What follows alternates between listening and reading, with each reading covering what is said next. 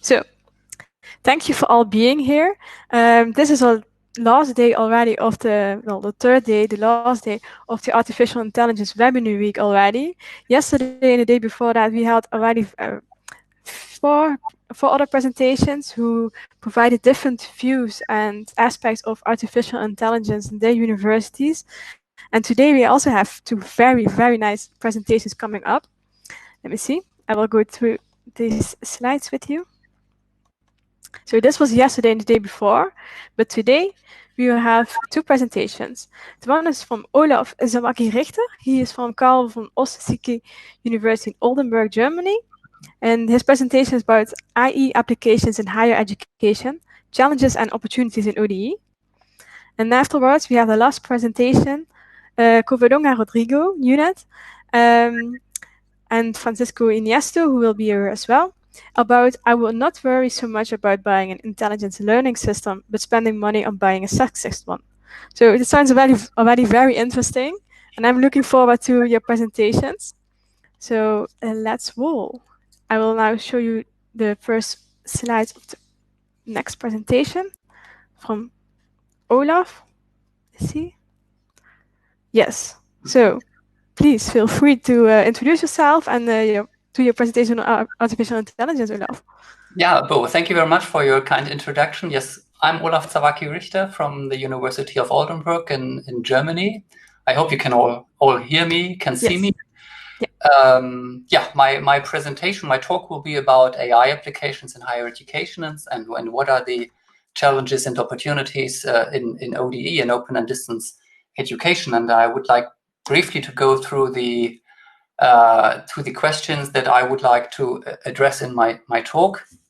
I will talk about what AI is and what is AI in education, because I think many educators do not really know what this entails. And of course, what are the potential areas of AI applications in the field of higher education? And we did in my group at the University of Oldenburg a systematic review on this topic. So I will talk about how research on AI in higher education has developed over time, and based on that, I will make some conclusions about the current state of AI applications in higher educations and about the opportunities and challenges that we face with the application of AI in ODE. The theoretical and mathematical foundations of artificial intelligence have been developed decades ago already. It was John McCarthy who organized a first workshop on artificial intelligence. I think that was in 1957 or so in the USA. And they made the conjecture that every aspect of learning or any other feature of intelligence can, in principle, be so precisely described that the machine can be made to simulate it. And that's what they called artificial intelligence. But the algorithms of AI are extremely data hungry and they need a lot of computing power.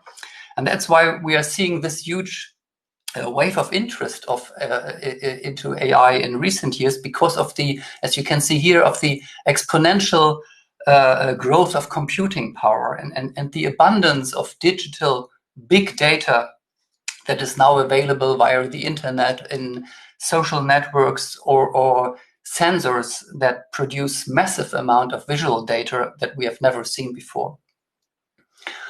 And this development will have, or already has, an impact on our field of education and higher education in particular, according to various reports that predict massive growth rates of AI in education, like the Horizon report or Contact North. They conclude that there is little doubt that the AI technology is linked to the future of higher education. And also universities are also making heavy investments, like the Technical University of Eindhoven in the Netherlands. They announced last year that they will launch a new AI systems institute with 50 new professorships. Given the the interdisciplinarity of the field, I think it's necessary to clarify terminology first, to have a common ground. It remains a philosophical question if machines will be able to think in the future. This would be called strong AI. But all AI and machine learning applications today are based on weak artificial intelligence or good old-fashioned artificial intelligence. Machines are just simulating thinking and show hopefully rational behavior. So computers act as if they were intelligence. So they are a one-trick horse. They can perform clearly defined tasks much better than a human being would be able to do. Like AlphaGo, the system that defeated the best human Go player on Earth. But this machine would maybe never learn to play tic-tac-toe. So it's a one-trick horse. Artificial intelligence does not describe a single technology. It is an umbrella term to describe a range of technologies and methods, such as machine learning or natural language processing, data mining, and so on. AI and machine learning are often mentioned in the same breath, but machine learning is a method of artificial intelligence for supervised or unsupervised classification and profiling.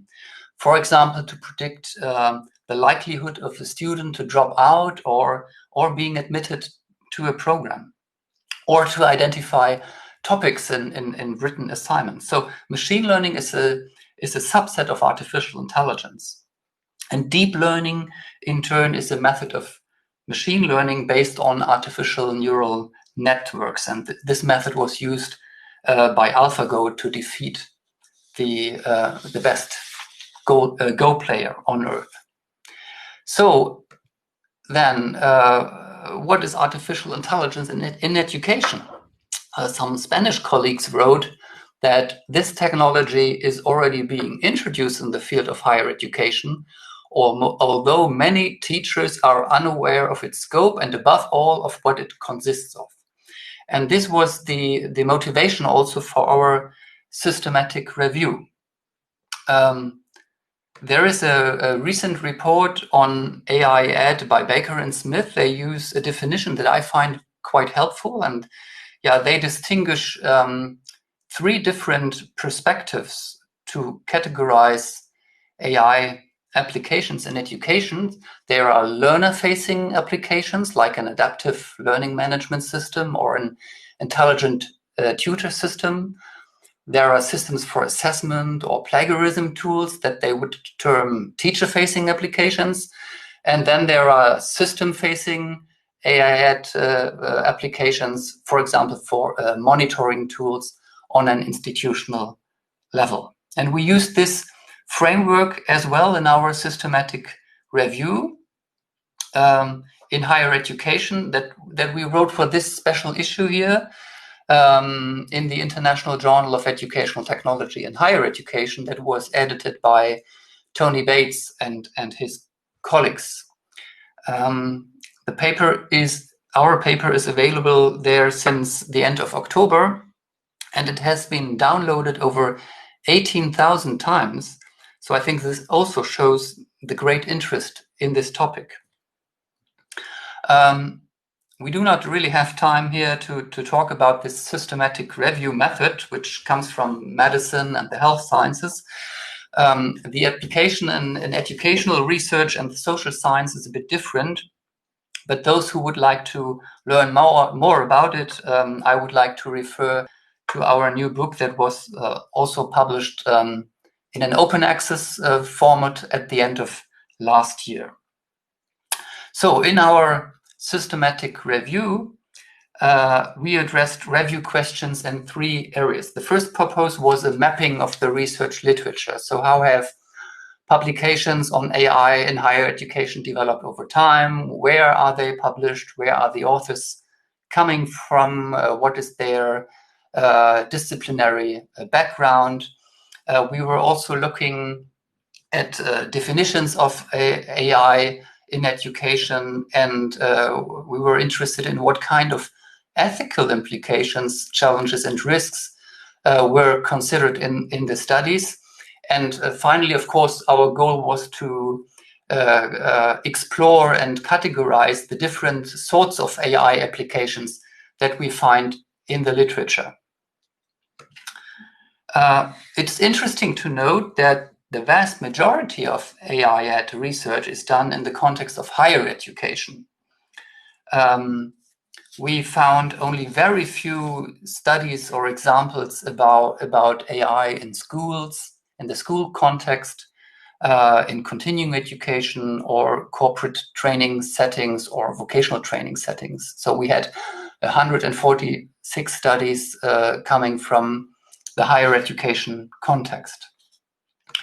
Here you see a list of the journals where these papers are published. The top journal with the majority of papers is the International Journal of Artificial Intelligence in Education. And this journal is published on behalf of the International Association of Artificial Intelligence in Education. It's quite interesting that they organize annual conferences for 20 years now. That shows that this isn't really a new topic.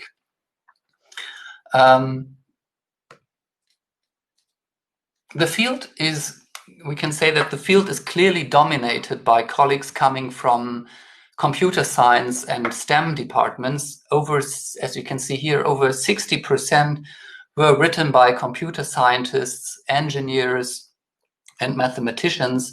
And you see at the bottom of the slide, on the other hand, only 13 papers, roughly 9%, were written by authors coming from educational departments. We used the concept of the student life cycle as a framework to describe the various AI-based services at the institutional and administrative level, like for admissions, counseling, library services, as well as at the academic support level for teaching and learning, for assessment, for testing, feedback, or tutoring. And we described, so based on that, we described 4 broad areas of application, of AI application in higher education. The first one is profiling and prediction. That was the majority of papers was on profiling and prediction. Then we found many papers dealing with assessment and evaluation, followed by intelligent tutoring systems and adaptive systems and personalization.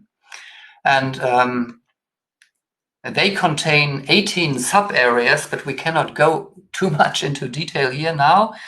You can read this in our article. I just would like to highlight a few things in the next slides. Chen and Do point out that the accurate prediction of students' academic performance is of importance for making admission decisions, as well as providing better educational services. So there were many papers predicting students at risk for early warning systems, for example. Some colleagues from Turkey, they predicted admission decisions based on a physical ability test and scores in the National Selection and Placement Examination in Turkey. For a physical education program in Turkey, and they were able to predict the admissions with an accuracy of over 97% using different machine learning algorithms. Intelligent tutoring systems, they can be used to simulate one-to-one personal tutoring. Based on learner models, they can make decisions about the learning path of an individual student. They can make decisions about the content to select, provide scaffolding and help, and to engage students in a dialogue. And I think if this would really work, ITS could have an enormous potential, especially for large-scale distance teaching institutions, which run modules with thousands of students where one-to-one tutoring is impossible. Think of a module with an introduction to economics at UNISA, the University of South Africa. They have over 20,000 students in this one module. Intelligent tutoring systems can be used to facilitate interaction between the students and a chatbot, for example. So, for example, Duolingo uses chatbots for language learning. But I would like to share with you an impressive example about assessment and evaluation. It's about automated essay scoring. There was a study by Gierl et al. They used an automated essay scoring system for large-scale assessment for the Medical Council of Canada qualification examination, where a test is used, the clinical decision-making constructed response items. And in 2013, that's in Canada, over 5,500 students took this test. And 100 raters needed 4 days, so roughly 3,000 hours of work to score these items from this examination of the 5,500 students. This is an example of how such these response items look like. So there's a case presented, and the students have to fill in the answers in a quite structured way. And then Gierl, they took the same data set from 2013 and used a software, an open software for machine learning classification. And this table here shows that the algorithm reached agreement between 97.3 and 98.2% with the human raters. And the Cohen-Kappas values indicate almost perfect agreement between the machine learning algorithm and the human grading decisions.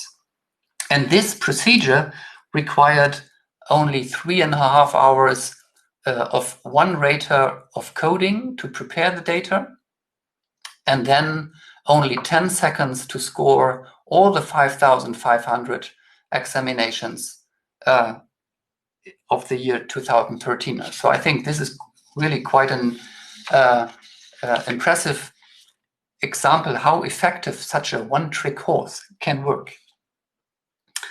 There are already commercial vendors of automated essay scoring systems that you might be willing to check out. Adaptive systems and personalization. The area of this area is sort of overlaps with the previous two, because of course in an adaptive system needs student models, pedagogical and content models to suggest personal learning paths. And also an ITS, an intelligent tutoring system, can be integrated in such an intelligent learning environment. And there is one company, Sentry, that claims to be the first offering an AI-based learning management system. But the system is not intended for higher education, it's for schools. And the learning path is based on very small nuggets of knowledge. And well, that's not the way, what we understand by complex competence development at universities. As I said, another question in our systematic review was how authors consider ethical implications, challenges and risks of implementing AI in education. And as I said, AI applications are very data hungry and require a lot of confidential data from students, but also from faculty members, of course. So this is where issues of privacy and data protections comes in. And of course, faculty members and tutors might fear that an intelligent agent might take their jobs. Think of the assessment application.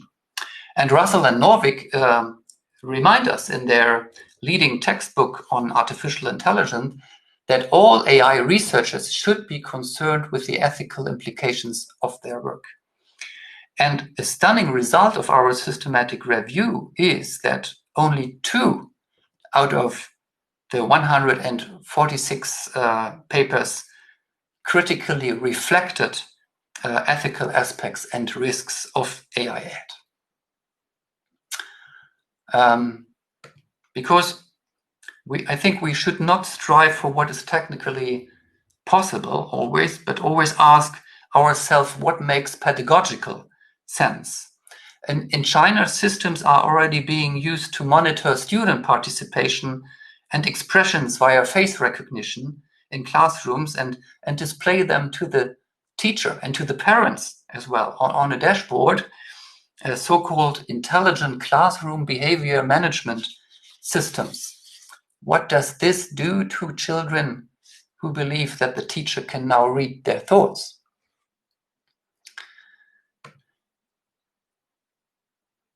My conclusions and implications.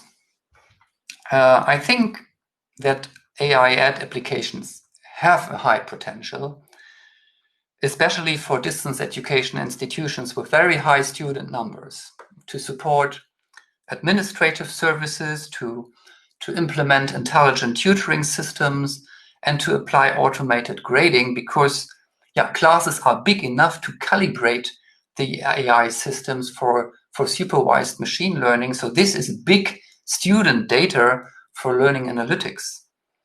But in general, I think it is crucial that we find a good balance between the mission of DE to provide access to higher education for very large numbers of non-traditional students. On one hand, that's the raison d'etre of the open universities, and to provide flexible, interactive learning opportunities for them on the other hand. And this might sound like a contradiction. Economies of scale on one side and personalized teaching and learning on the other. But AI might have the potential to overcome this dilemma, scaling the unscalable, for example, by relieving teachers from burdens such as grading hundreds or thousands of assignments so that they can focus on their real task, empathic human teaching. On the other hand, as we have seen, there are some drawbacks. There's a dramatic lack of concern of ethical issues and risk. Research is driven by computer scientists, especially from China. Educators are standing on the sideline. Some research is going on with some misunderstandings about the nature of learning and behaviorist approaches of presenting content, testing the facts and the knowledge, and providing feedback. That's what you can easily do with an AI-based system. But we need out-of-the-box thinking, higher order skills, critical thinking, teamwork, collaboration, creativity in the world of the digital transformation, which also that's also like Lynch argues in his article. And finally, sorry, I don't want to be too pessimistic here now, but I see, based on our systematic review, that there is a clear gap between the expectations and maybe the potential of AI applications in education and the reality. The current state of AI in higher education is disappointing. We do not see the application of AI in higher education on a broader scale at this stage. In our reviews, we found only papers that were based on small-scale research projects. But of course, we have to be careful in our interpretation here. Maybe you know of more large-scale applications that we did not find in the literature. But that's also what Tony Bates and his colleagues conclude in their editorial for their special issue that was just published the day before yesterday. So they write in their conclusion, Also, there is little evidence at the moment of a major breakthrough in the application of modern AI, specifically to teaching and learning in higher education, with the exception of perhaps learning analytics. All right, and here I am at the end of my presentation. Thank you very much for your attention. Thank you very much. I hope I'm in time. Yes, quite well. Yes, you managed very well. Thank you very much. It was a very nice presentation. A lot of interesting information as well. I see the audience also very responding today. They are saying a lot of things. Oh yeah, thank you. Yeah, my pleasure, my pleasure. Were there any questions in the chat, Bo, that we Not until now, so let's ask them. Do you have any questions for Olaf? What we can do is that I can because of the time we could proceed with the next presentation, and I could search in the chat for questions and answer them in the chat. So I would just move to the chat now. That would be possible. Perfect. Yeah, if you want to do that, of course, feel free to answer the questions via the chat as well. So if you have any questions for Olaf, please feel free to ask them via the chat, and he tries to answer them via the chat as well. And then we will move on to the next presentation to keep on time. Okay, yeah, then thank you very much for listening, and I will switch off my video and audio now, right? Yeah. Okay, yes, thank you. Thank you very much. If you have questions for him, please do so and ask him via the chat. Not a problem. All right, and then we move on to our next presenter, Covadonga Rodrigo. And she is already here. Perfect. I will now show you your presentation. So here we go. So welcome, Covadonga, as well. Thank you for being here. And feel free to present your presentation about artificial intelligence and introduce yourself. Okay, thank you very much, Paul. First of all, I want to thank EADTU for letting us participate in this interesting seminar on artificial intelligence. We brought a critical reflection. We are not here today to transmit any dogma, but to share with you a brainstorm on how we see the present hidden discrimination that contained in AI-based systems. So Paco is on his 30s. He's a computer scientist, recently a doctorate at the OU UK in Milton Keynes. And before doing research, he has a very wide professional career developing software products and acting as an analyst. As you can see, I am over my 50s. I'm a doctor in telecommunications engineering. And although I have suffered from sexist discrimination in the workplace, as you can imagine, it is very masculine, I was able to overcome it with little difficulties. But to tell you the truth, when I was younger, I thought that the future for engineers, the future would be an improvement for women. And I did not expect to encounter these problems that I'm facing today.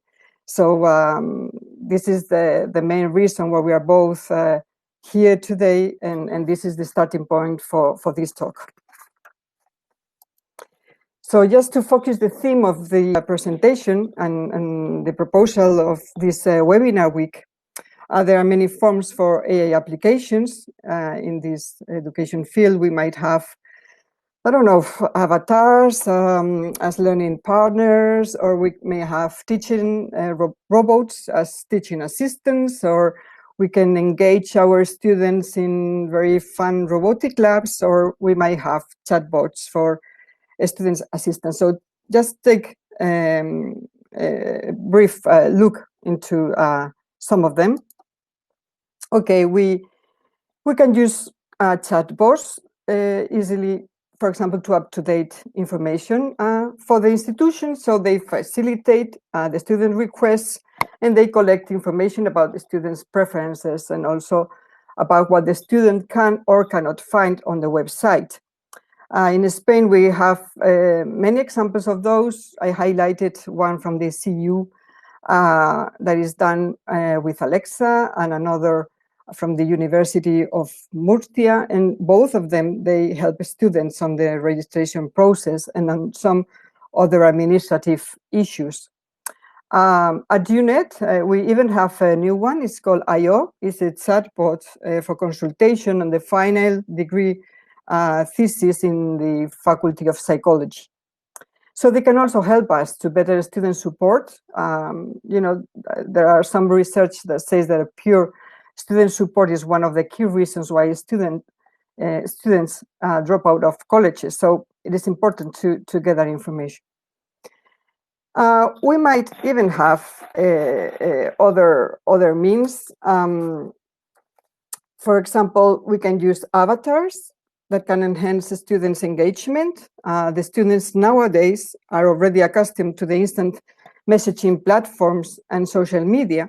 So whether they want to communicate with fellows or with tutors or find the best assignment help, they switch to these platforms via chats or forums or video meetings, or they may use a virtual assistant to do so. And automatic systems can also help academics to do their work. It's not only in massive environments, as we've seen, but teachers are usually overloaded with repetitive tasks. So the continuous assessment process can contain dozens of assessment figures for each student. In pure e-learning environments, it is necessary to gather these huge amounts of data about each individual progression to avoid plagiarism and guarantee the identity of each student. We can also have some smart and secure feedbacks based on AI.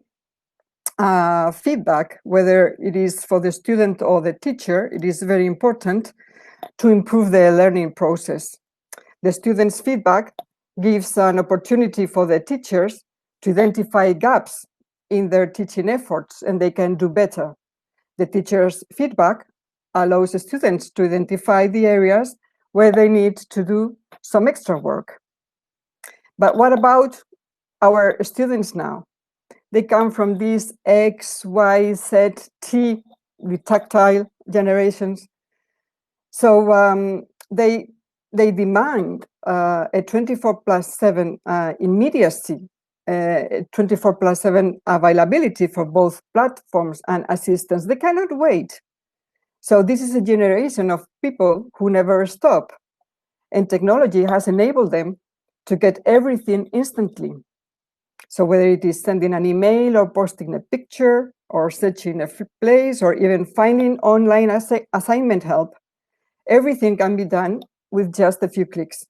So hence, then the educational institutions also need to speed up their students' communication process to draw the attention of this fast, very fast-paced generation.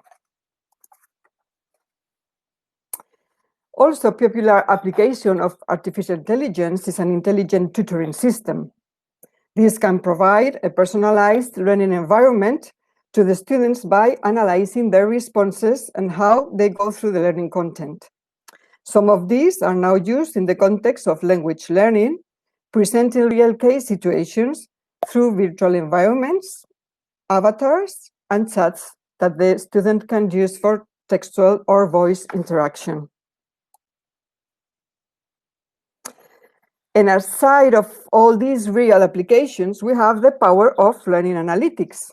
Data science is a concept used to tackle with big data and includes data cleaning, preparation, and analysis. A data scientist gathers data from multiple sources and applies machine learning, predictive analytics, and sentiment analysis to extract critical information from all these collected data sets. Learning analytics in education can provide powerful tools for teachers in order to support them in the interactive process of improving the effectiveness of their courses and to collaterally enhance the students' performance. Learning analytics enables us, the teachers, to explore and correlate learning object usage, the user properties, the user behavior, the user preferences, as well as their assignment results. All of these can be plotted on very well-developed dashboards or even graphical indicators that help us a lot. So learning analytics helps to process large amounts of data sets in just microseconds with regard to the individual data analysis interest of teachers, and assuring, if it is very well programmed, assuring that the data privacy issues are complied. For instance, in Europe, we have this GDPR regulation, and not a lot of companies follow these guidelines right now, these privacy by design guidelines. So here comes the first question. Do you think that can we feel confident and secure with all these innovations? If AI machines learn from humans, that means right now they are programmed by humans, most of it.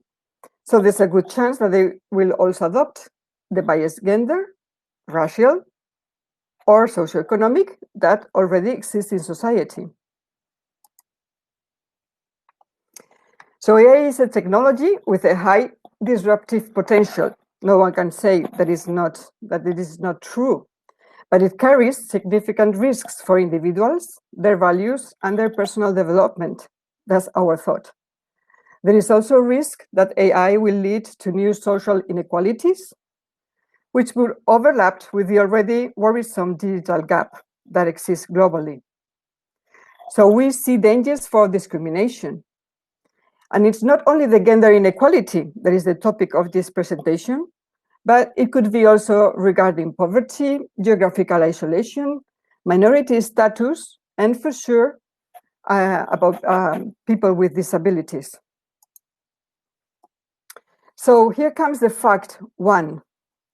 The feeding in the form of artificial intelligence data is not correctly processed, and algorithms may be biased. So let's take a look at this simplified schema. This simplified organization chart is developed by Joan Pacisa, that is a male expert working on AI discrimination on people with disabilities. So if we take a look inside an AI system, there's like two big different parts. One deals with training, where the algorithms are trained with a source of data and moderated by some mathematical weights or some kind of parameters. So what can happen? What would happen if these databases contain a greater amount of masculine than feminine data simply by the historical one? We'll see. There is another part of the systems that usually is what we can call the application part. This is where the AI algorithms are trained based on several prefixed case studies. They deliver predictions, categorization, that means that they can split apart, for instance, different types of students into clusters. They can also deliver some recommendations, for example, for passing or failing a course. So there are also experts from the MIT Media Lab saying that all this depends not only on what data you feed the algorithm with. There is a problem with this historical data, but there are also the problems. One is that machine learning, for example, is difficult to apply in itself, and also it is often necessary to make some hypothetical corrections that might need to know the system to act with good judgment and fairness. So things are not so easy. So let's take a look into some striking examples. I just documented myself through the internet, so you can, all of you, you can get to them. So an algorithm can be sexist just because if the software was trained with news bulletins, for example, from Google News, after a while, a software could deduce that a software developer could be just a man, while a woman is the one who manages only housework. So even large online platforms like Google can also show some sexist behavior.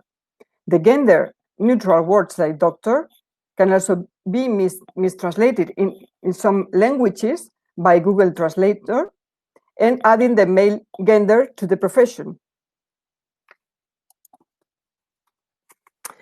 Another example comes from 2015. It's not too far away. The recruitment system did not judge in a gender neutral manner.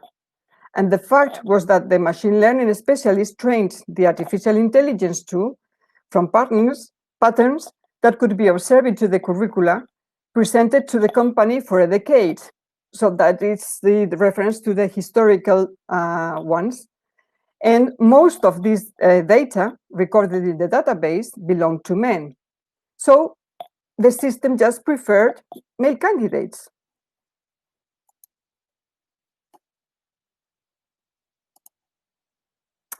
Another example comes from Microsoft. In year 2016, the company debuted its AI chatbot called Tay, which was originally designed to emulate a teenage girl. But within 24 hours, Tay evolved into a totally fascist and racist being and declaring hating feminists. So Microsoft subsequently abandoned the project and deleted it from the internet. There is another example about what is our relation with the AI in bankings.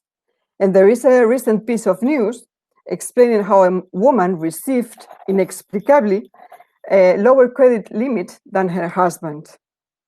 Last year, in Spain, we had information on a complex troubleshooting from a very well-known bank regarding thousands of their Chinese customers. All the bank accounts for nearly 2,000 clients were suddenly closed for them due to a poor delivered automatic order. But the issue lasted at least, I remember, nearly 2 or 3 months to be completely resolved. And what about this week? We all wake up with this tech giant IBM saying that it was going to stop offering the facial recognition software. So the announcement comes at the same time that the US faces calls for police reform following the killing of the black man, George Floyd. And IBM firmly opposes and will not condemn the uses of any technology, including facial recognition offered by other vendors, for measured violence, racial profiling, violations of basic human rights and freedoms. Data analytics as a whole is more integral to IBM's business than facial recognition products. It has also worked to develop technology for predictive policing, which has also been criticized for potential bias. So what it's worth to note with this information is that they are setting out 3 main areas where they want to work along with the US Congress, and there is police reform, the responsible use of the technology, and broadening skills and educational opportunities. So another example, this is one of the ones that bothered me the most, and one of the reasons that I came up here today with this presentation. One day I just figured out and I said, wow, how come all these voice assistants, why are they all women names, you know? This is Alexa and Cortana And Siri, if you remember my first slides, so there was another Lola chatbot. I think at UNET, we are the only ones that will have this EO is a neutral gender name. So I don't know, it's like having subservient female personas for personal assistants. It's keeping maintaining this stereotype. So I would like to have a David or a Fernando, Antonio, I'm not sure.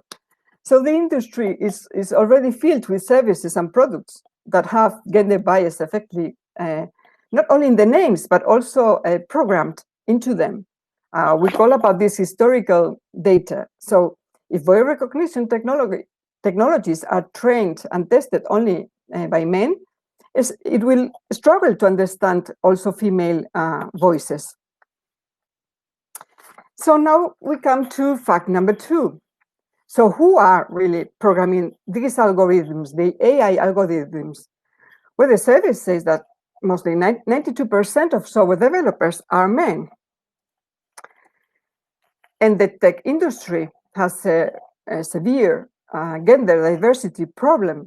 There are many surveys, some are more official, others are conducted and non-formal. For example, from Tracy Chow, a Pinterest engineer in 2013, she found that only women were represented by 12% of the engineers at major tech companies.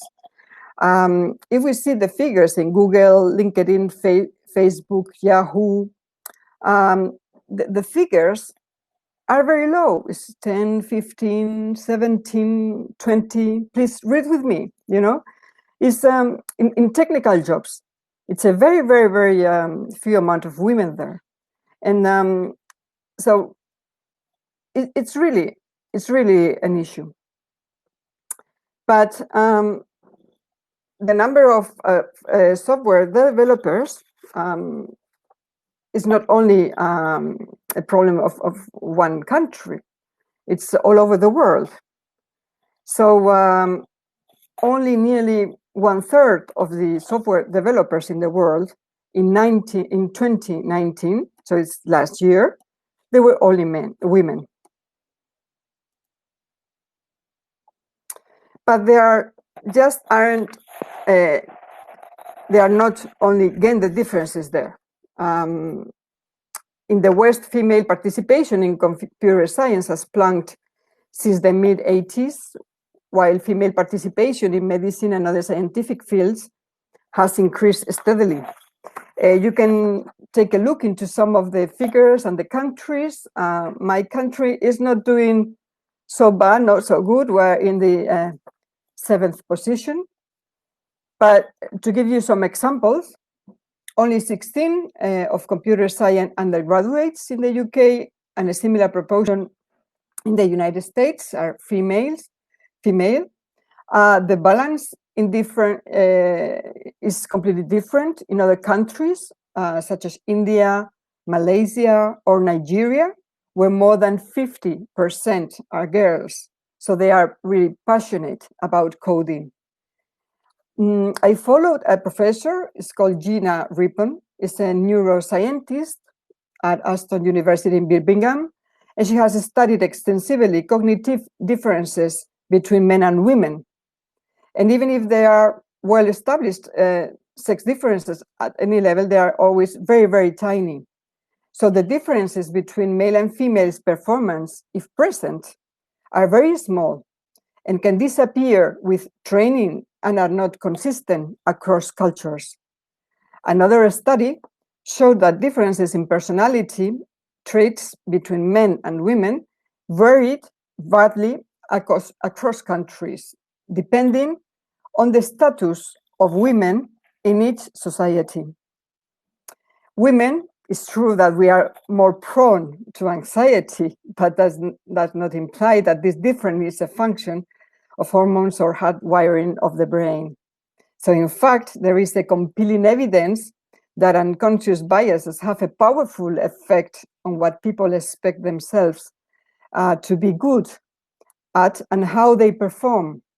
For instance, girls tend to score worse on a test if they are told before that their math skills are going to be assessed than when they are told that they are taking just part of a study investigating, for example, how people solve problems.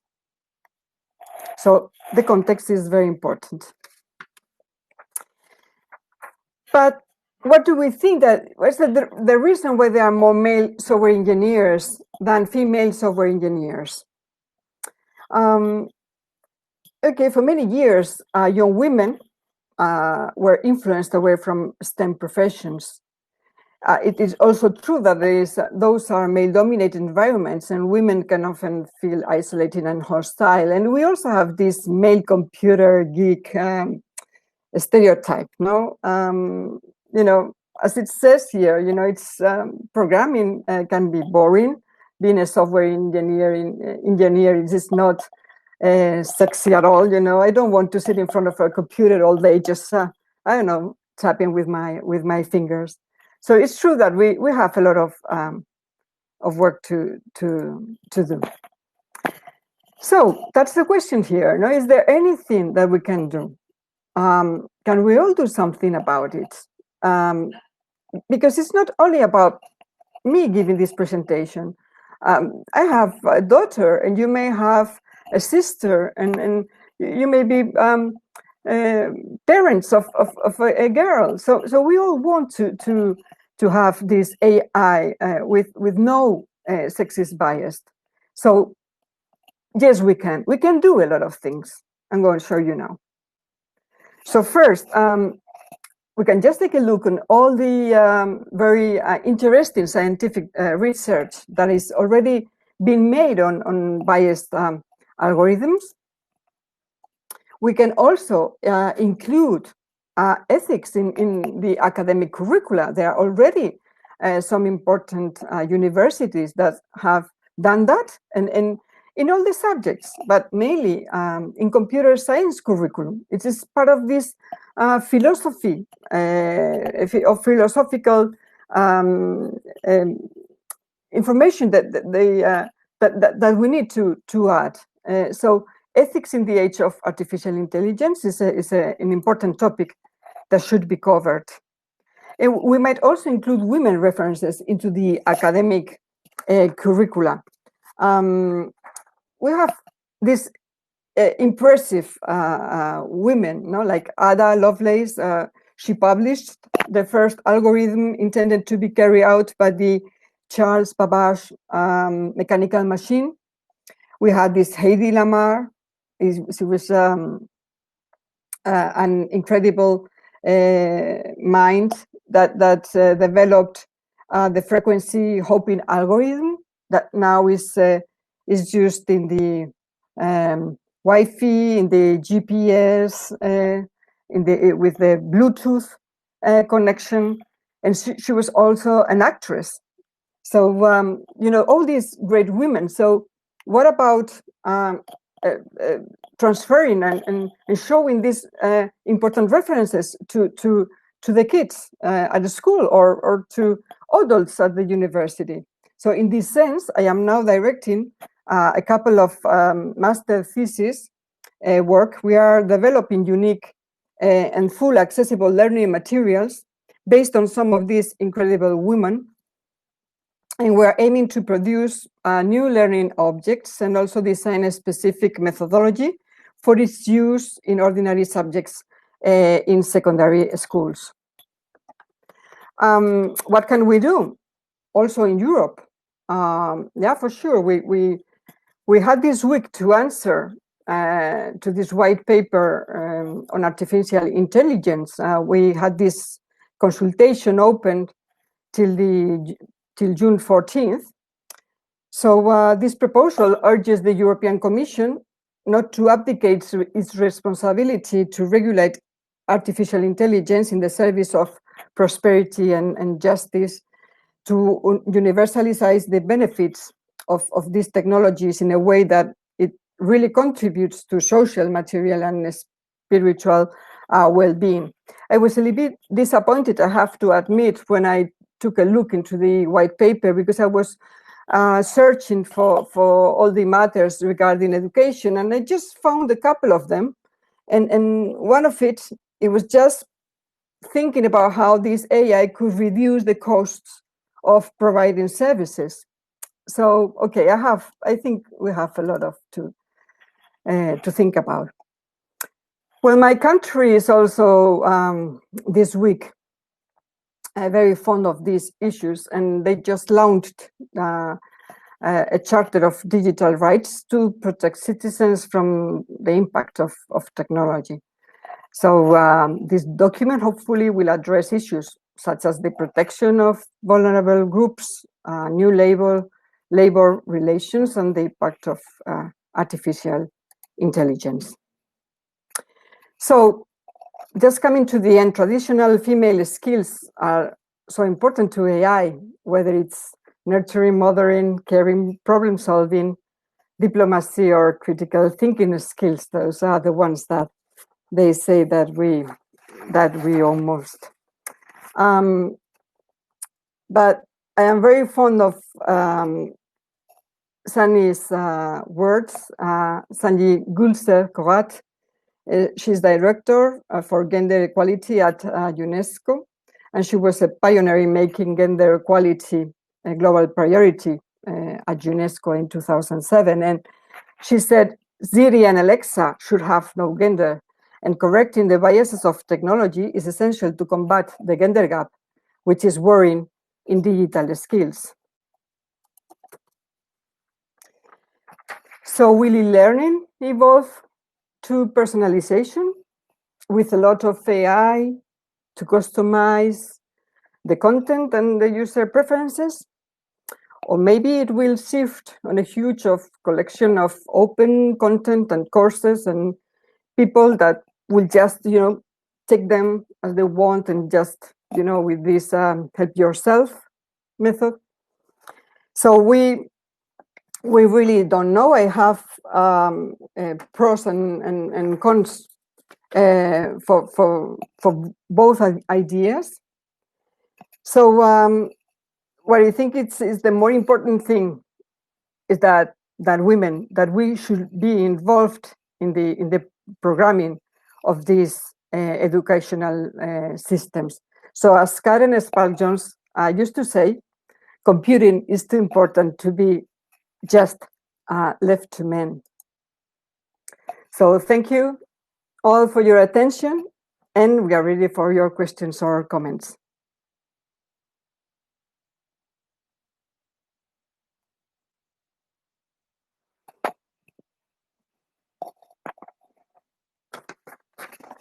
Can you hear me?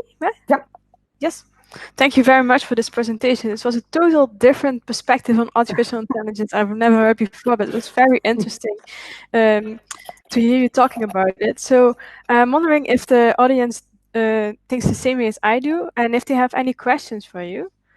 If you have any questions, please let us know and type so in the chat if you have, because it was very, very interesting. Well, I assume that you all understand that, as Olaf said, no, that we intended to make a really critical reflection. Okay, so I wanted to be just a little bit mean, Yeah. just a little bit, but just to do brainstorming and All right.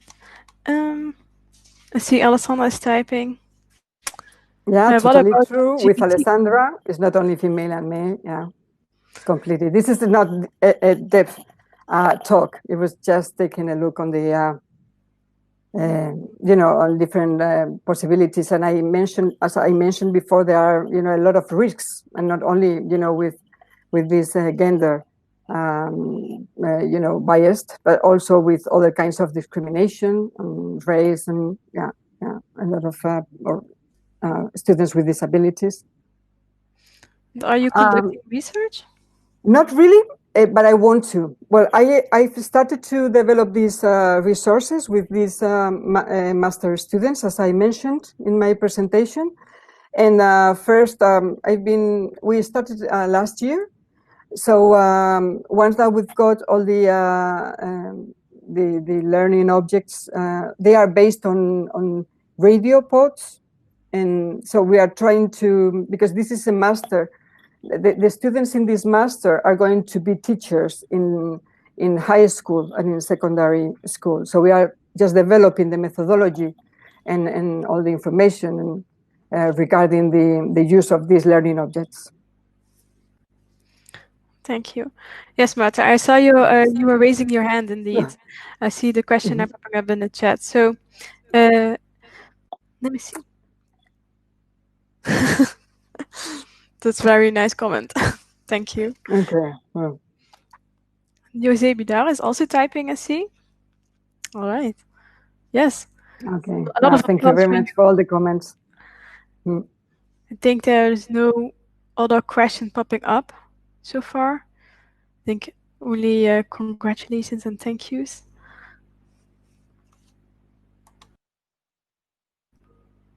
Yes. So if you might have any more questions for Goverdonga or Olaf, please, you can say so in the chat, but you can also send them an email, or you can send me an email and I will forward it to them. Yes, thank you, everyone. I will like then to close it. Oh, I see a question.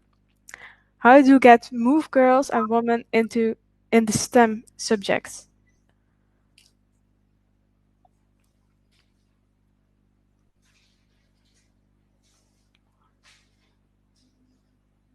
Goverdonga, can you answer? How do you get more girls and women into the subjects?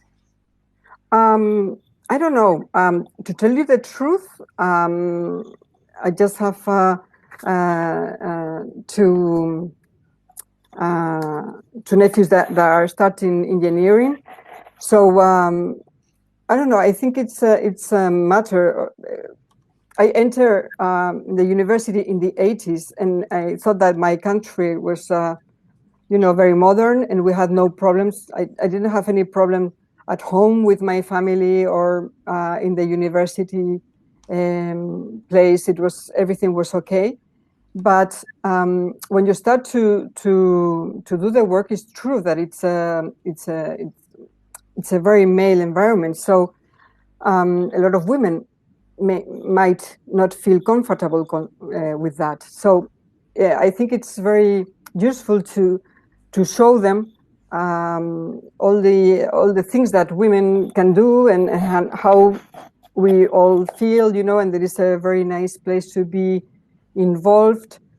And that's why I'm trying to use these references, from very important women that have made, because it's true that if you take a look into the secondary books, at least in my country, and it's not only regarding technology, I can assure you this is also regarding literature. I know that there is a lot of annoyance with that, and there is only references of male writers. You can find, maybe there is a chapter and you can find 9 references to male writers and just 1 reference to a female. So it's not only regarding technology. So it has to be also with role models. So it's just that we can just try to make ourselves inside our own families also. All right. Yeah. Thank you and very languages much. are masculine. Yeah. In my language, sorry, in Spanish, sorry, there is a lot of good words that are male, and the bad words are female based. Yeah.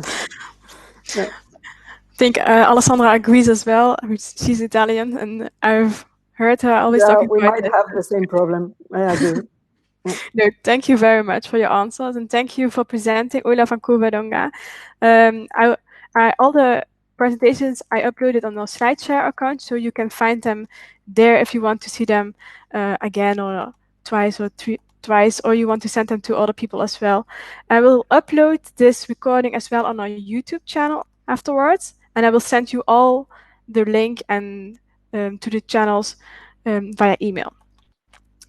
So let me go back to this one. So today we had also 2 very nice presentations, and I think we can end and close this webinar session with a very good feeling. It was a very nice session and webinar week, let's say. And I want to say that next week, well, no, not next week, but in October, we have the Short Learning Programs webinar coming up. And if you want, you can register in this. You can attend that as well if you want. I would like to thank you all for being here, attend these webinar sessions with me and our presenters as well. And I'm looking forward to seeing you at the next webinar event. Thank you. Thank you, Ole van Koeverdongen. Thank you very much. Thank you. Bye-bye. Thank you. Bye.